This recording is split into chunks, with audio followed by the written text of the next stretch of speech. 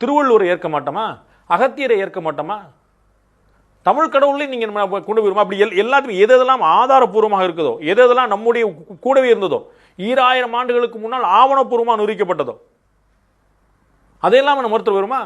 இதற்கு கடுமையான கண்டனத்தை தெரிவிக்காத கட்சிகள் இந்து மதத்திற்கு எதிரான கட்சிகள் என்று புரிந்து கொள்ளலாம். இந்து மதத்தை கிள்ளுக்கிரையாக நினைக்கிறார்கள் என்று புரிந்து கொள்ளலாம். அவர்களுக்கு நாம் பாடம் காட்டுவதற்கு, பாடம் நடத்துவதற்கு ஒரே வழிதான் இருக்கிறது. சண்டை அல்ல, சச்சரவு அல்ல, வழக்கல்ல, புறக்கணிப்பது. திரும்ப சொல்கிறேன், புறக்கணிப்பை போன்ற சரியான பதிலடி, அவமரியாதை வேறு எதுவும் கிடையாது. இந்து மதத்தை இழிவுபடுத்தி விட்டு ஒருத்தர் ஓட்டு கேட்டு வர முடியாதுங்கிற நிலைமையை ஏற்படுத்தணும்னு இன்னைக்கு இஸ்லாமியர்களுக்கான ஓட்டு வங்கி இருக்கிறது, இன்று கிறிஸ்துவர்களுக்கான ஓட்டு வங்கி இருக்கிறது, இந்துக்களுக்கு என்று ஒரு ஓட்டு வங்கி கிடையாது. அதனால் இவர்கள் தைரியமாக இழிவுபடுத்துகிறார். நாளைக்கு இந்துக்களுக்கு என்று ஓட்டு வங்கி உருவானால் நிச்சயமாக இவர்கள் இந்துக்களின் பின்னால் வருவார்கள்.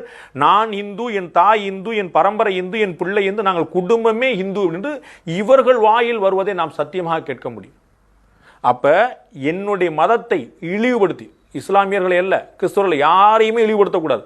அதே போல இந்து மதத்தை மட்டுமல்ல, இந்த மதத்தையும் இழிவுபடுத்தி விட்டு ஒருத்தர் ஓட்டு கேட்டு வர முடியாதுன்னு சொல்லணும்.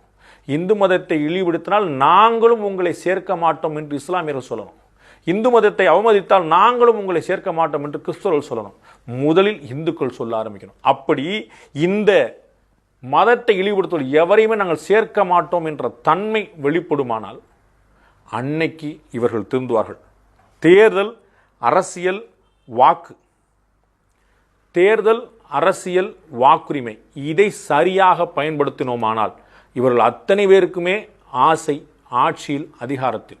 அப்ப இந்து மதத்தை இழிவுபடுத்தக்கூடிய எவரையும் நாங்கள் ஆதரிக்க மாட்டோம் என்று அவர்கள் வாக்குறுதி கொடுக்க வேண்டும். நமக்கு முன்னால் அவர்களை கண்டிக்க வேண்டும், நமக்கு முன்னால் அவர்களை தண்டிக்க வேண்டும்.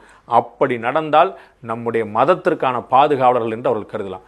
நமக்கு தெரியும், எந்த ஒரு அரசியல் கட்சியும் நம்மளை வாழ வைக்கிறது இல்லை. அவரவர் வளர்ச்சி, அவரவர் உழைப்பு, அவரவர் திறமை, இறைவனுடைய கருணை, நாமெல்லாம் பிழைச்சிட்டு போயிட்டு இருக்கிறோம். அப்ப இவர்கள் எதை நம்முடைய வளர்ச்சிக்கான வித்திட போறது இல்லை, வித்திட வேண்டியதும் இல்லை. ஆனால் இவர்கள் நம்முடைய மதத்தையும், நம்முடைய வழிபாட்டு முறையும், நம்முடைய தனிப்பட்ட விஷயங்களையும் தலையிடுவார்கள், அவமதிப்பார்கள் என்று சொன்னால் இது நிச்சயமாக நம்மை கிள்ளுக்கிரையாக மதிக்கக்கூடிய தன்மை. அதற்கான சரியான பதிலடி தேர்தல், அரசியல், புறக்கணிப்பு. மீண்டும் இன்னொரு சந்திப்போம். அதுவரை நன்றி, வணக்கம்.